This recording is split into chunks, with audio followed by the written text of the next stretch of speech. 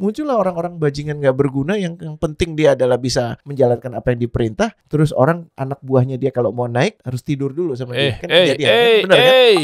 Coach kasih solusi. Coach Rene, mantap. Kayaknya gagah banget, sukses nih kayaknya nih. Bisnis aman ya semuanya. Mempersiapkan diri untuk sukses itu lebih penting. Okay. Tugasmu tuh bukan buat sukses, Derry. Loh, bukan tugasmu begitu. itu untuk berusaha. Iya, paham. Hasil kesuksesan kena gue nih.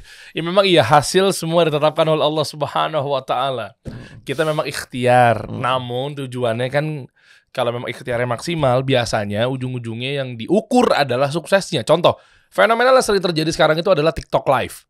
Kita berangkat dari yang memang lagi rame aja dulu deh.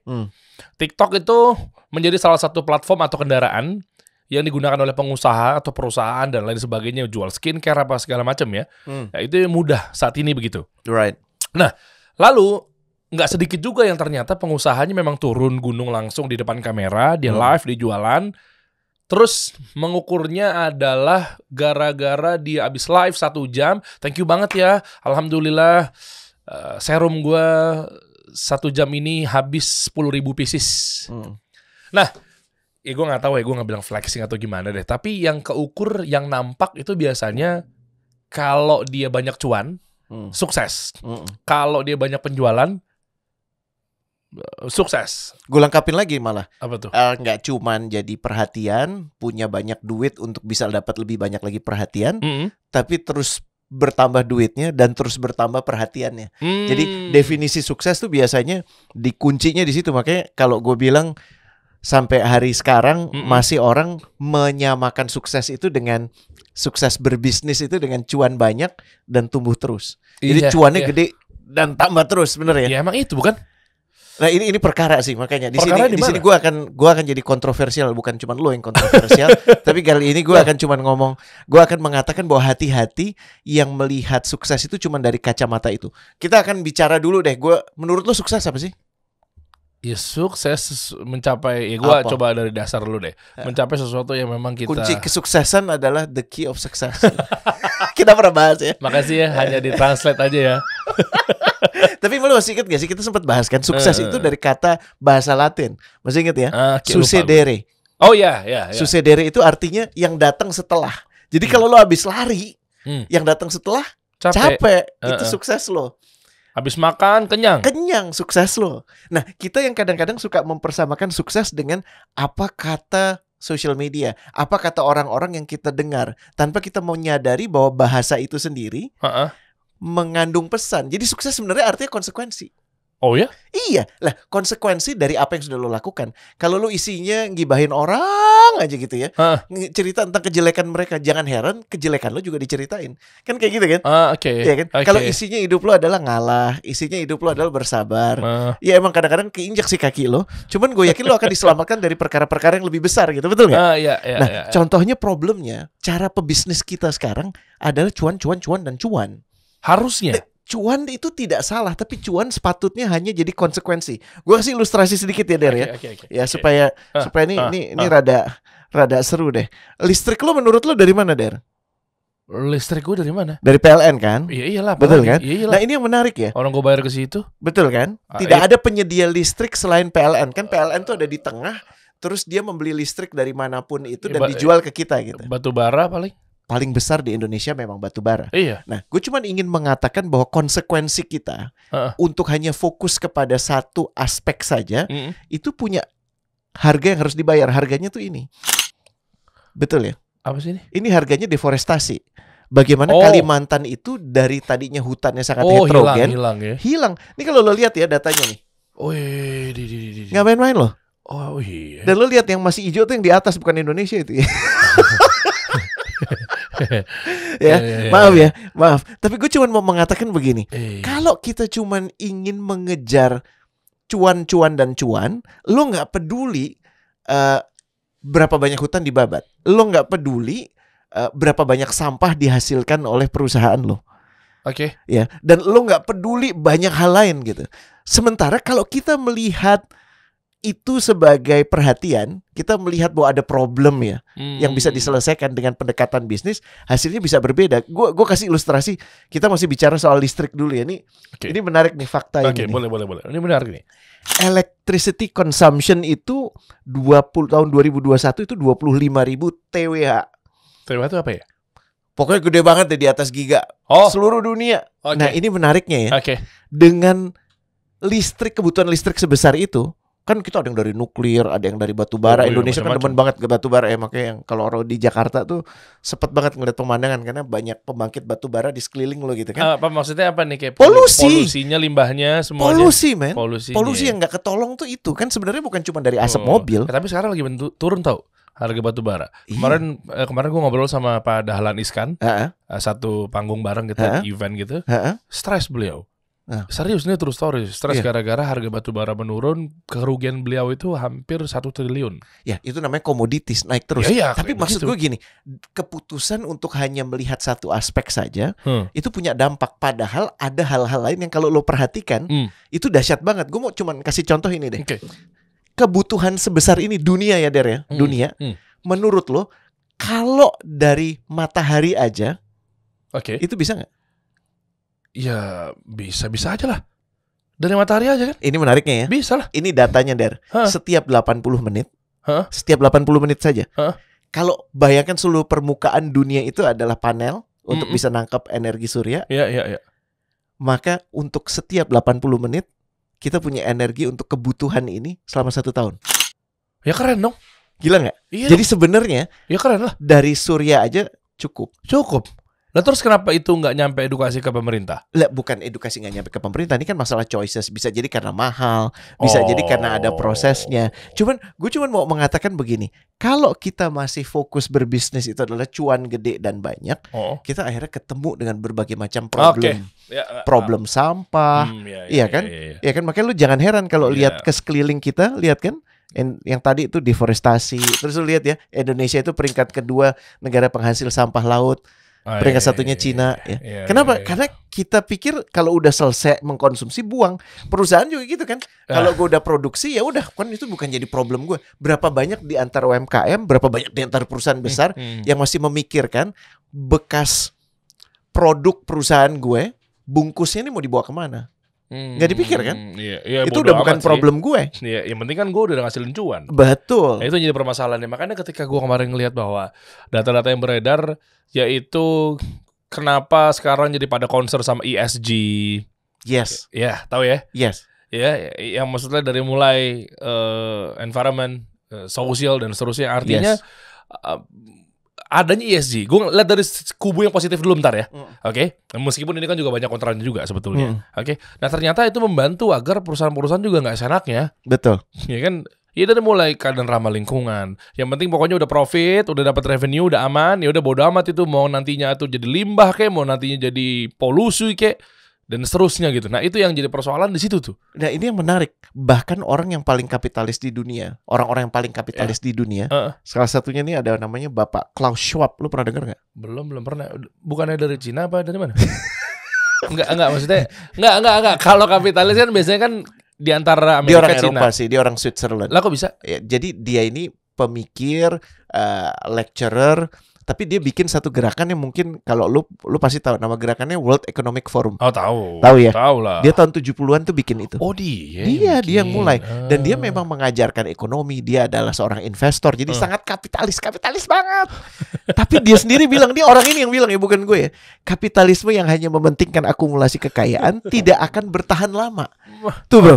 Ini orang yang paling kapitalis ya, mengatakan bahwa kalau cuma mentingin kekayaan nggak akan bertahan lama, memperburuk keadaan dan menyuburkan ketimpangan. Aduh. Ganti kata kapitalisme dengan nama lo, ganti kapitalisme dengan nama perusahaan, ganti kapitalisme dengan nama rezim. Wah, terserah deh. Ya. Tapi kalau kita cuma mikirnya itu adalah money and money for me, apapun ongkosnya, maka biaya yang harus dibayarkan bukan oleh saya, oleh keturunan saya juga dahsyat. Ini bentuk ketimpangannya nih, men. Oh, coba. 45% kekayaan di dunia itu dimiliki oleh 1,1% orang. Oh, yang bener loh. Kok bisa begini? Ya iya.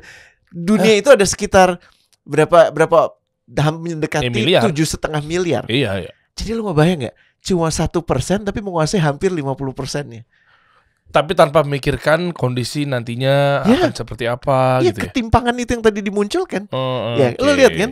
Dan akhirnya kita akan terlatih untuk mikir itu hanya buat saya dan saya dan saya dan saat ini ya, bottom top 1% dan bottom 50% itu gila banget ya. The top 1% itu memiliki 20 kali lipat dari global wealth dibandingkan 50% orang yang ada di bawah. Oke, sebentar. Yang salah siapa? Sebentar gini. Apakah gara-gara yang dominasi atau besar mayoritas dan seterusnya ini nggak mau scale up?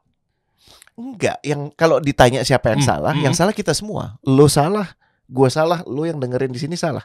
Karena kita cuma peduli sama yang populer. Kita dinina-bobokkan dengan apa yang ada di TikTok kita. Kita nggak mau tahu nih tentang bagaimana kehidupan orang selama gue masih punya rumah, orang tua gue masih ngasih gue makan, gue masih bisa kemanapun gue mau. This is not my problem. Berarti balik lagi ke diri sendiri ya? Iya, problem terbesar kita adalah bahwa kita nggak menyadari bahwa ada problem lebih besar dibandingkan yang menurut kita problem kita.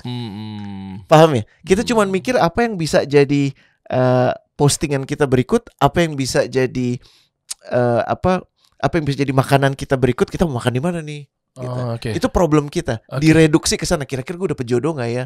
Terus kira-kira gue bisa cuan gimana ya? Kira-kira gue bisa jadi orang paling kaya gimana ya? Problemnya itu sangat apa bahasanya ya? Ini gue ada nih di sini. Iya. Tapi gini. Sangat ego system. Oke. Paham ya? Nah, sebelum kita masuk ke sini, ini menarik nih slide-nya. Tapi gini coach. Bukannya kita nggak mau bantu dan peduli sama orang-orang. Orang-orang tuh mikirin diri sendiri dulu sih sebenarnya. Nggak salah. Iya dong. Yang penting gue tuh aman dulu, keluarga aman, gitu kali coach. Tapi cara mikir gimananya itu menurut gue perlu dikoreksi. Karena Pak Schwab itu untuk waktu yang lama dia investor dan yang dia lihat cuma satu metrik, profit.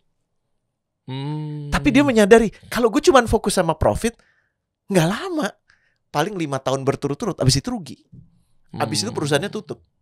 Jadi kemudian dia menemukan contoh-contoh menarik, ya. Contoh-contoh menariknya adalah bahwa negara yang apa ya bahasanya? Negara yang dimainkan, dikendalikan, dioperasikan dengan cara yang baik, bisnis yang dioperasikan dengan cara yang baik, itu akan lebih sustainable. Makanya dia kemudian mengeluarkan rekomendasi yang lucu. Jangan masukkan uang ke negara yang masih korupsi. Jangan masukkan uang ke negara yang masih korupsi. Yang tingkat korupsinya masih tinggi. Indonesia dong. Ya, gue sih nggak mau ngomong apa-apa ya kalau soal kita. Tapi gue cuma mau ngomong. Lo nggak bener kan, Indonesia datanya kan. Nah, tuh lihat dong. 5 dari 7 pimpinan lembaga tinggi negara. Tuh, ketua MK, hakim MK, ketua DPD RI. Menarik ya?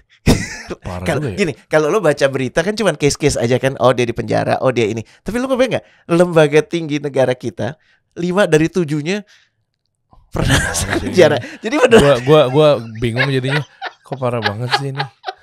Iya enggak? Ya. Nah, jadi terakhir siapa? Imam Nahrawi ya? Imam Nahrawi ya? Ini Menpora bukan sih? Yes. Siapa? Pak Imam kan? Lupa gue. Iya kan? Tapi lo perhatiin gak sih, Der? Konteksnya adalah bentar, gue takut salah ngomong nih. Gue takut udah nyebut nama orang lagi. Pak Imam, Anda waktu itu korupsi bukan sih, Pak? Pak Imam, nah. Pokoknya sebentar, aku takut nih. Aku takut.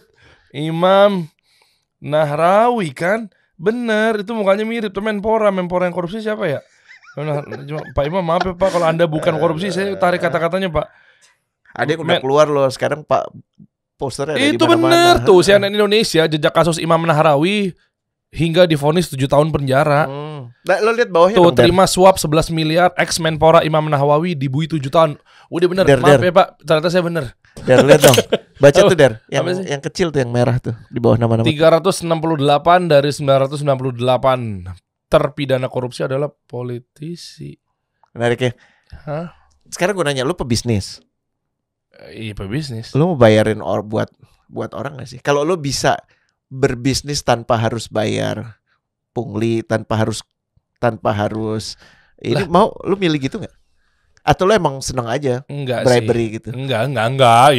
Ya kalau bisa berbisnis tanpa harus pungli dan lain sebagainya, ya pasti gue pilih lah. Jadi artinya untuk setiap orang yang korupsi, ya itu ada yang penerimanya kan?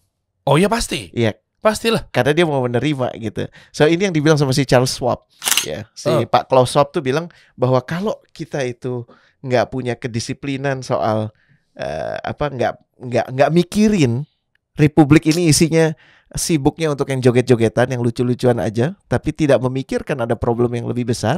Jangan heran selesai. Kita akan semakin buruk dan semakin buruk dan semakin buruk. Ya. Makanya nantinya dapatnya pemimpinnya yang juga buruk Exactly. karena cerminan dari pemimpin itu rakyatnya kan pasti.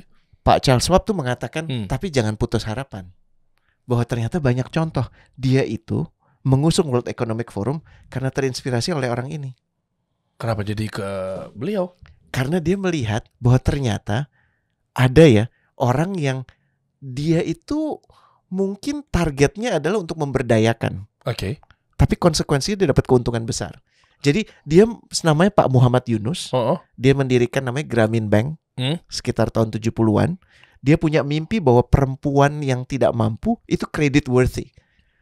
Jadi jadi dia nggak cuma mau nolong orang yang pengusaha yang punya bisnis, enggak, dia mau nolong perempuan karena perempuan lebih terpercaya dari laki-laki. Kayaknya pada sepakat ya ini.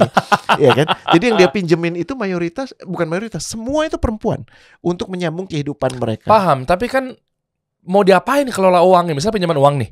Ya terus mau diapain? Perempuan bisa ngatur gimana? Mohon maaf ya, tanpa mau ngerasa hormat buat perempuan ya. Kenapa nggak ke laki-laki? Maksud gue itu, karena laki-laki mungkin tahu wawasannya, visioner dan seterusnya. Laki-laki rata-rata kemudian walaupun dia punya visi akan selalu kalah dengan kebutuhan jangka pendek, kawin lagi misalnya gitu ya, atau kebutuhan untuk beli rokok ya. Sementara perempuan yang dia lakukan adalah dia memikirkan anaknya itu bisa makan apa. Sehingga dia atas apapun yang dia miliki, dia jualkah, dia jualankah, dia bikin sesuatu terus dia jualkah, dia jadi trader kah, itu akan memfungsikan dia untuk jadi lebih amanah dalam memegang uang ini. Berarti oke juga ya, pola pikirnya adalah ketika memang ada sosok pemimpin yang memang betul-betul minimal dia memberdayakan perempuan, tapi dengan tujuan yang benar. Menarik ya. Jadi Pak Yunus ini mengusung satu konsep yang disebut sebagai profit bukan nggak penting, tapi profit itu harus dengan purpose. Profit itu harus didasari atas niatan. Untuk apa sih profit itu? Nah coba nih gue pengen awam dulu bentar buat teman-teman ya, biar dari dasar kita pikirkan. Kita ngejar profit tanpa purpose. Satu-satu dulu. Celakanya di mana? Celakanya adalah lo akan kehilangan arah. Lo akan menyenangi profit yang lo dapat, dan lo terus akan membesarkan perusahaan lo tanpa mempunyai pertimbangan pada selain profit. Kan tadi udah dibilang. Contohnya apa kira-kira? Contoh yang paling gampang adalah misalnya lo bikin perusahaan permen yang laku banget, ya kan? Lo cuman fokus pada profit, maka kemudian lo akan mempekerjakan orang untuk profit. Artinya apa? Profit gede dicapai dari mana? Penjualan tinggi, ya kan? Apapun. Terus pengeluaran kecil. Jadi dia akan mempekerjakan orang semurah mungkin. Akhirnya dia akan mempekerjakan orang tanpa pertimbangan yang dipekerjakan siapa. Muncullah orang-orang bajingan gak berguna yang penting dia adalah bisa menjalankan apa yang diperintah. Terus anak buahnya dia kalau mau naik harus tidur dulu sama dia. Kan kejadian, bener kan? Lagi rame nih. Coba buka dong. Yang ada manajer yang istilahnya ngubungin si siapa coach, anak buahnya yang cewek tuh, yang kalau mau diperpanjang ya, dia harus tidur dulu sama manajernya nih. Harus bobo cantik. Siapa namanya?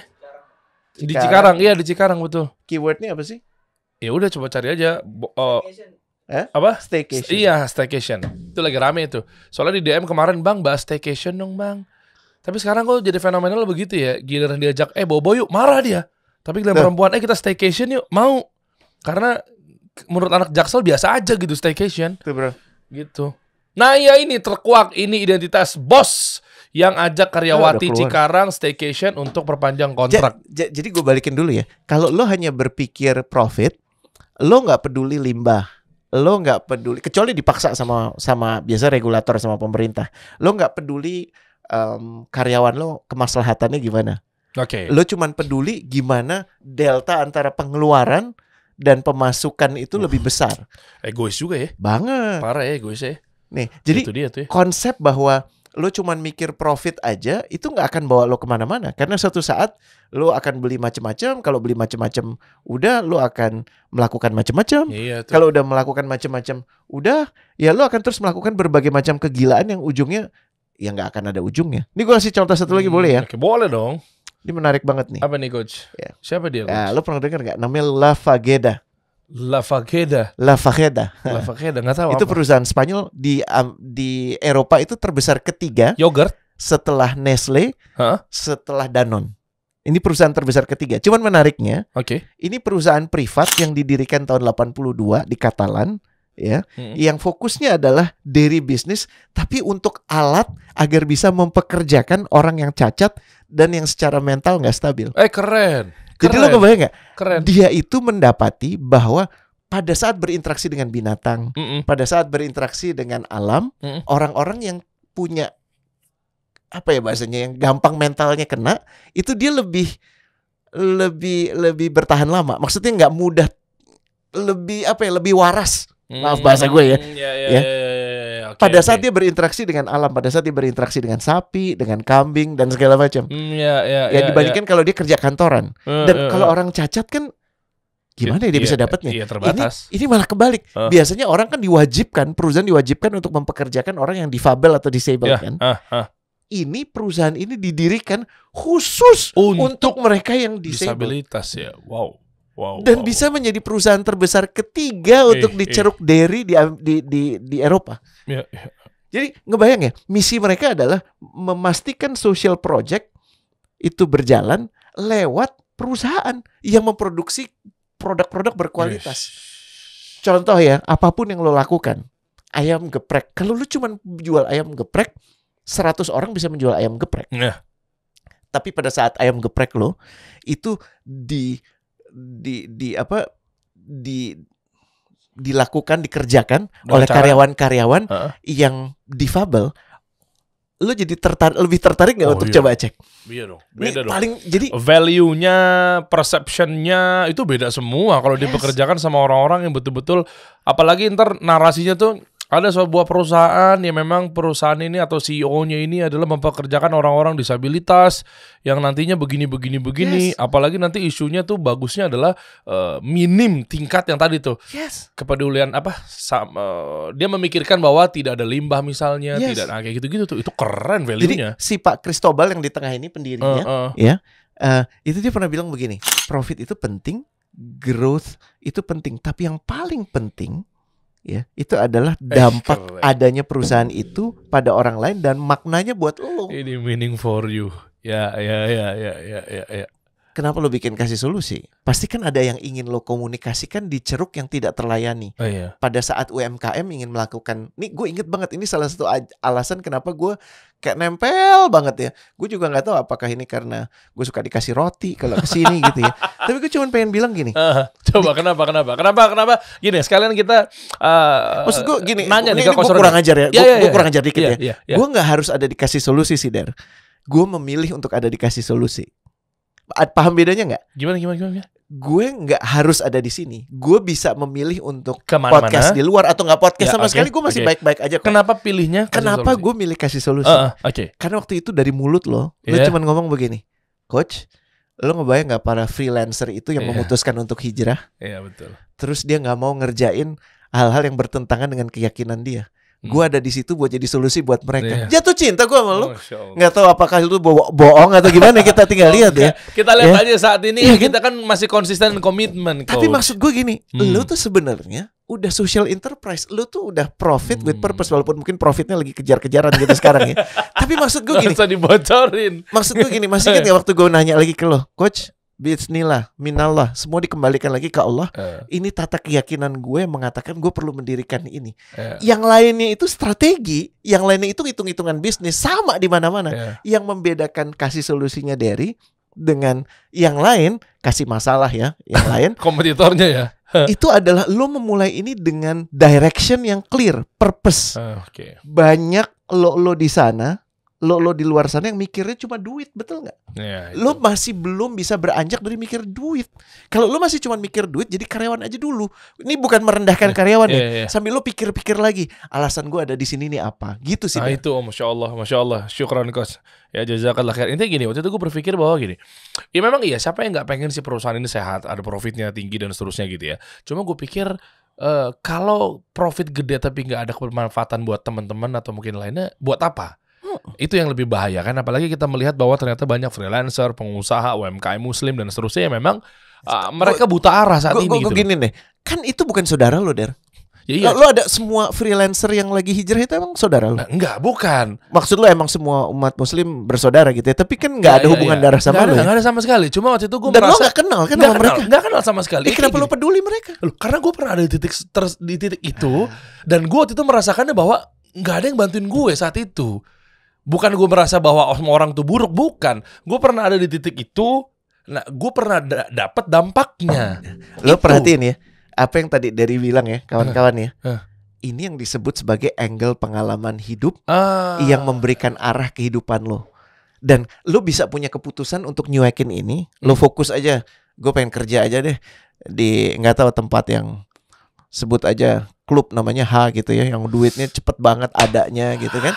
Ya kan, yang padahal penting, baru dibubarin tuh nama sebelumnya. Ya kan, tinggal yang ganti katanya nama. suci banget namanya. Tinggal ganti nama gampang sekali, ya kan? Iya kan? Kalau cuma nyari cuan, anyone can do it. Tapi konsekuensi yang lo harus jawab suatu saat nanti atas panggilan-panggilan, atas tanda-tanda yang sudah dititipkan oleh pencipta lo. Dari tadi ngomong sendiri, karena gue pernah di situ. Pak Kolon ini, ya Pak Cristobal Kolon ini, dia awalnya adalah caretakernya orang-orang difabel. Oh emang ya?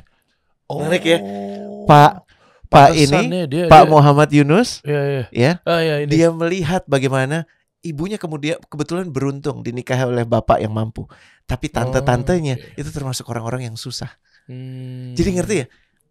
Kalau pengalaman hidup lo yang menurut lo tuh katrok banget, hidup gue kok gini banget, itu sebenarnya clue untuk sang pencipta menitipkan rasa ini ke lo untuk lo peduli. Ini poinnya.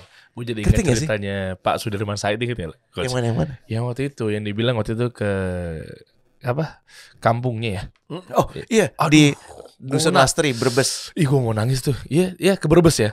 Ya kan gue jadi inget loh bahwa di sekitarnya dia memang yang apa istilahnya gimana, kok gue takut salah ngomong ya. Ya mungkin keluarganya yang kurang mampu apa segala macam, gimana? Susah makan hidupnya aja susah. Aduh ya Allah. Puasa itu kadang-kadang bukan karena ibadah, karena nggak ada makanan. Nah coba lihat ya, bentar nanti kosarannya akan jelasin ya.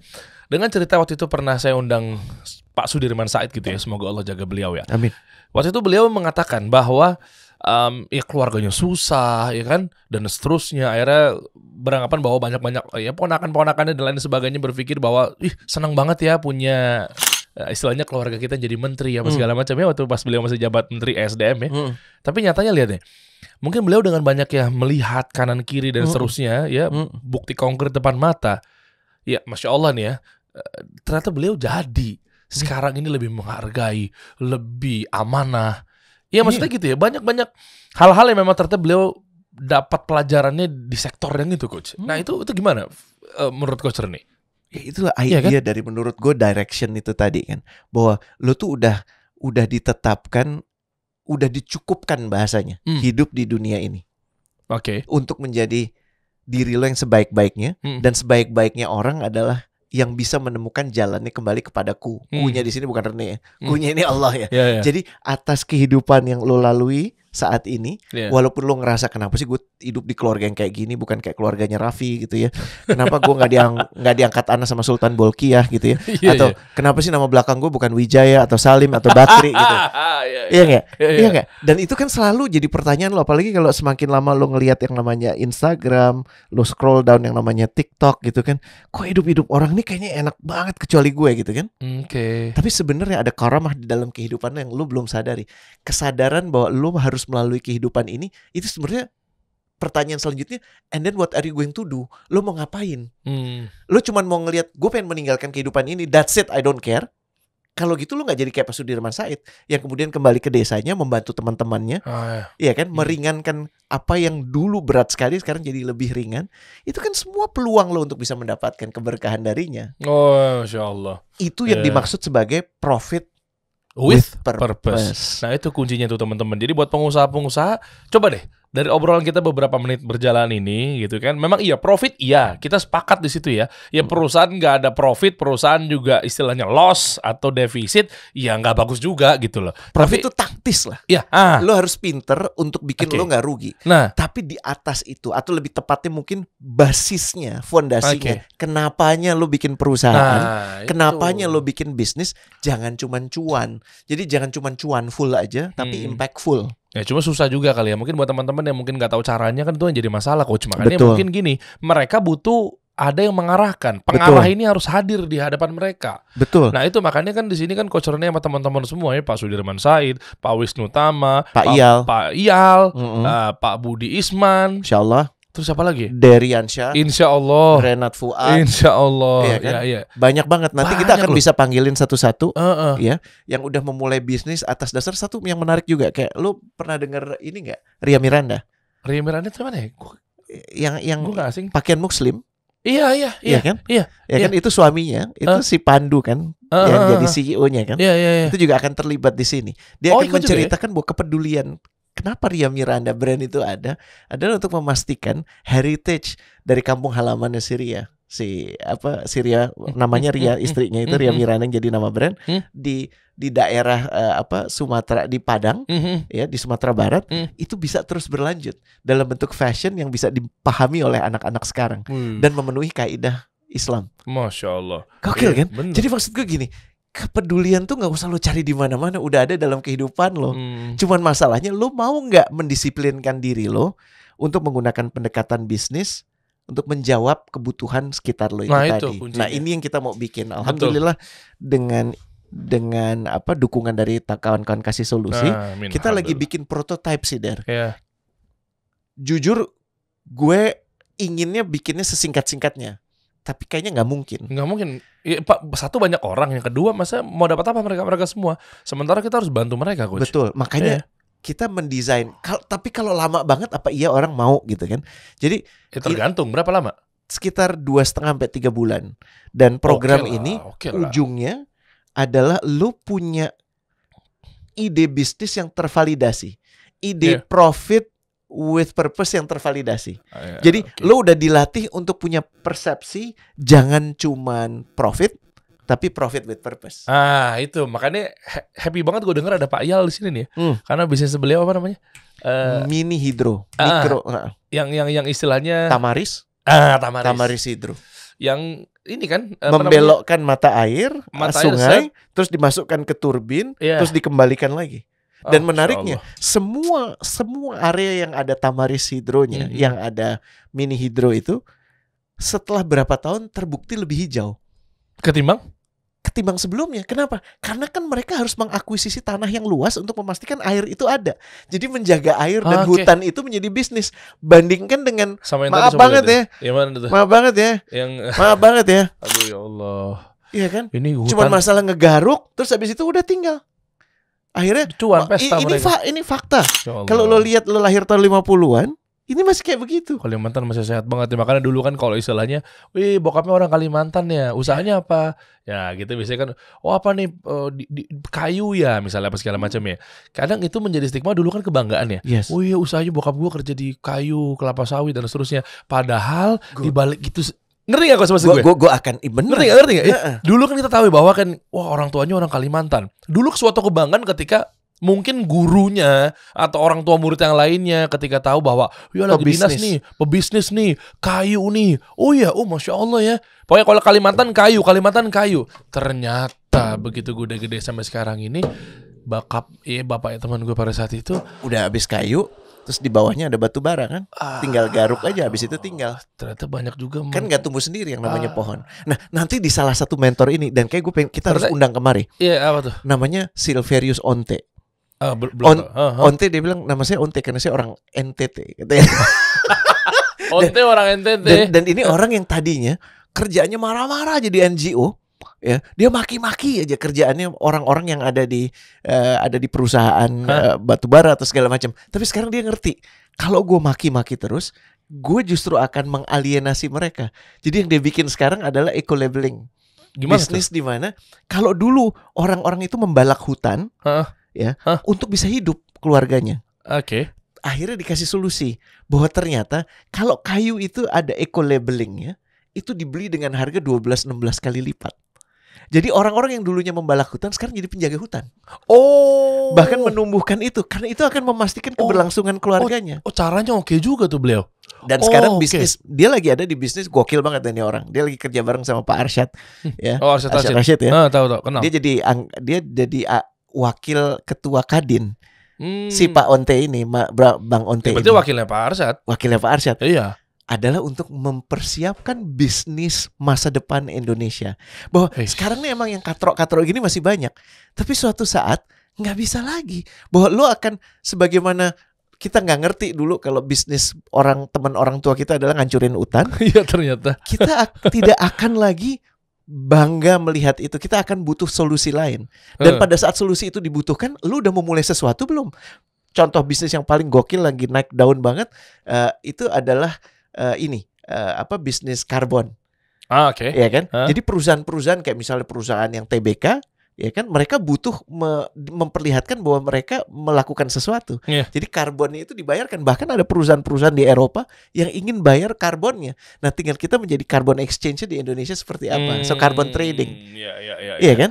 Oke. Dan renewable itu juga bisnis yang masa depan. Sekarang sih memang belum kedengeran, tapi kenapa lo nggak mulai dari sekarang? Ya, nah ini mereka belum percaya renewable itu belum percaya. Emang bisa mengubah masa depan kita lebih signifikan? Kan belum tentu. Kata mereka ya, yang mungkin sekarang berpikir seperti itu. Iya, boleh aja lo mengambil posisi seperti itu, tapi bumi ini tidak lagi punya kapasitas untuk bisa membuat kita hidup begini-begini aja. Iya, karena mafianya udah terlalu banyak, bajingan-bajingannya juga udah terlalu banyak gitu. Mohon maaf ya. Hutan seluas apapun habis, bro. Itu. Batu bara sebesar apapun, sebanyak apapun habis. Akhirnya lo butuh sumber lain yang emang nggak harus rempong itu, dan ternyata ada. Iya. Nah, itu dia tuh. Makanya teman-teman coba melek ya buat pengusaha. Udah makin clear ya bahwa nggak melulu berpikir tadi ya profit, tapi lihat kebermanfaatan ya. Iya. Jangan-jangan lu malah bukannya menguntungkan semuanya, tapi malah membuntungkan. Iya. Ya kan banyak kasus-kasus yang lainnya lah. Nah, makanya saran gua kita gabung aja di sini karena memang acaranya mulai kapan coach untuk Insya Allah Juli. Pelatihan tapi ini. Juli, dan lebih baik daftar sekarang karena kita hanya mencari 100. Iya kan? Ya, dikit banget. Ya, makanya siapa cepat siapa dia dapat. Dan kalau ternyata ini kenapa 100 supaya jumlahnya itu kalau kebanyakan kalau kebanyakan nggak efektif. Ya, kalau memang kita workshop atau kebanyakan jadinya ya udah harus gimana ya, susah dapatnya ilmunya ya. Betul, ada biaya yang harus dibayarkan, dan kalau menurut lo itu terlalu besar, lo ingin masuk tapi lo nggak mampu, sebut aja kenapa menurut lo layak. Nanti kita akan carikan yang bisa mendanai lo. Oke. Gitu. Ini mantep nih. Jadi tapi gini, kalau lo mampu ya jangan gitu kan, supaya orang lain yang memang nggak mampu bisa mendapatkan porsinya. Betul. Gitu. Dan menurut gue dibandingkan lo kuliah 4 tahun, ini jauh lebih murah. Iya. Oh iyalah. Bener nggak? Dan jauh lebih cepat, lo bisa ngetes gue dapat tractionnya nggak ya? Gue bukan ya? Iya nggak? Gue membayangkan ini bisa jadi jawaban akan kebutuhan kita model pendidikan yang lebih fleksibel. Kenapa sih gue harus kuliah 4 tahun untuk tahu bahwa ini bukan gue gitu ya? Iya nggak? Lo udah kuliah teknik 4 tahun gitu udah. Kenapa keren? Tapi ujung-ujungnya kerja di bank gitu kan? Ya nggak ada salah juga sih ya. Emang itu udah takdir gitu. Emang lo berprosesnya seperti itu. Tapi kalau sekarang lo tahu ada opsi yang bisa membuat lo untuk mempelajari aspirasi lo, ya, kepedulian lo, dan menjadikan itu bisnis lo. Apakah itu baju yang ternyata diinspirasikan oleh tanah leluhur lo? Apakah itu pertanian yang terus hasil-hasil pertanian organik yang bisa supply ke restoran-restoran high end? Ya kan? Lebih apakah ini kambing-kambing yang dibesarkan secara human gitu ya, secara yang pokoknya kambing itu jadi kayak yang kambing terbaik. Ini kan semuanya ide-ide bisnis yang ada di sini, tapi belum lo terjemahkan. Nah itu kan butuh bantuan sebenarnya coach gitu tuh. Makanya di situ ada guru, ada mentor, ada coach. Dan kadang kalau kita ngumpul bareng-bareng itu nggak cuma sekedar satu, emang ilmu penting. Tapi kadang gimana jelasinnya ya? tahu nggak coach, gara-gara ada satu orang yang nge-trigger, jadinya akhirnya kita ngebuka wawasan pintu yang berikutnya lagi. Tahu ya kayak gitu istilahnya. Tergantung siapa temen lo kan. Ya kan kalau temen lo isinya ngomongin orang, ya lo juga ngomongin orang. Tapi kalau ngomongin ide, keluar jadinya. Ya kan, apalagi ngumpulnya bareng-bareng rame-rame orang-orang yang memang udah pengalaman dan praktisi di bidang itu. Jadi kita kadang tuh insight tuh kadang harus ada di pemantiknya. Pemantiknya. Itu bahasanya tuh. Jadi kadang iya ya. Padahal sesimpel-simpel hal yang sebenarnya dekat sama kita, tapi gara-gara mungkin nggak ada yang dipicu, kesana jauh. Tapi gara-gara iya bener juga ya, kepikiran ya. Lo pernah nginterview salah satu anak yang juga kemudian kami terlibat banyak, namanya si Latif, masih ingat nggak? Yang kepul itu kan? Kepul sampah. Iya kan? Tahu. Iya kan? Dan dia sekarang lagi mikirin tuh nggak apa, gimana membuat pembangkit listrik tenaga jelantah untuk kelurahan. Bro, ngebayang nggak sih yang tadinya sampah apa? Iya, minyak jelantah yang dibuang aja bikin kotor kan? Itu sumber energi dan jauh lebih clean. Caranya gimana? Teknologinya ternyata udah ada, Derry. Lah kenapa nggak digunain? Ya karena belum ada yang mau mulai. Menarik ya? Oke. Ya kan, dan tentunya nanti kita harus ngobrol sama kawan-kawan PLN yang juga kita perlu colek ya, agar bisa memungkinkan yang inisiatif-inisiatif mikro untuk energi ini bisa dibukakan ruang. Karena sekarang kan satu-satunya penyedia listrik adalah PLN. Jadi semua boleh jadi supplier, semua boleh jadi konsumen. Tapi tidak boleh langsung, semuanya harus di PLN. Oke lah. Teman-teman, yuk kita gabung ya. Jadi ada kelas kita istilahnya ya. Kelas kita, Profit with Purpose.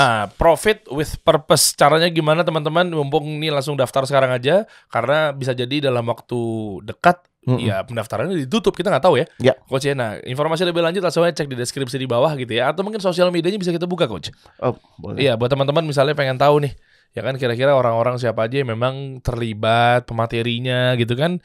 Karena memang ini insightful insya Allah. Ya insya Allah juga karena memang Coach Rene yang minta, seperti saya harus turun tangan juga. Kalau memang Coach Rene nggak minta juga, ya saya mohon saya minta lah. Wajib sih bro. karena ketemu sama orang-orang yang memang luar biasa di sini nih. Ini kelas kita. Coba. Oh, ada kreator semuanya ya. Sociopreneurs asik namanya.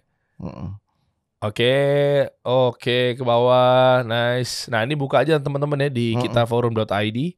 Atau kita bantulah ketik aja atau klik maksudnya di bawah. Wah Pak Iyal kangen banget gue. Yes. Ya. Pak Tama, ya Allah, mampir dong beliau dong kesini dong.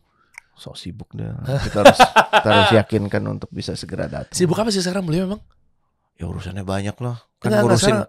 Sekarang dia di Telkomsel. Komutnya Telkomsel. Oh iya, komisaris utama. Kalau nggak salah komisaris di Goto juga deh. Jadi Goto juga ya? Urusannya banyak. Masya Allah. Jadi benar-benar peduli sama rakyat Indonesia juga sih. Banget. Masya Allah, itu rakyat Indonesia dirangkul ya enggak ya? Jangan nanti mungkin malah disulitkan. Mau bikin KTP disulitin, IKTP dikorupsi, dan kan kita nggak tahu kan contoh-contoh seperti itu kan. Oke. Insya Allah ya. Insya Allah. Kita tunggu kalau ada pertanyaan-pertanyaan terkait ini bisa diajukan di kolom comments. Nanti boleh. Kita juga akan coba bantu jawab. Tentunya nanti calon para mentor, guru akan kita undang juga ke sini supaya bisa ngobrol juga sama Derry. Nah, sekalian bocoran, kira-kira misalnya beliau itu nanti materinya mau ngajarin seputar apa? Apa sih kira-kira dari pandangan beliau nanti itu sebenarnya kenapa harus ikutan serta di sini gitu ya? Boleh di bawah ini. Ya, teman-teman dicek aja di bawah. Masya Allah. Kita ketemu lagi di next week. Coach kasih solusi.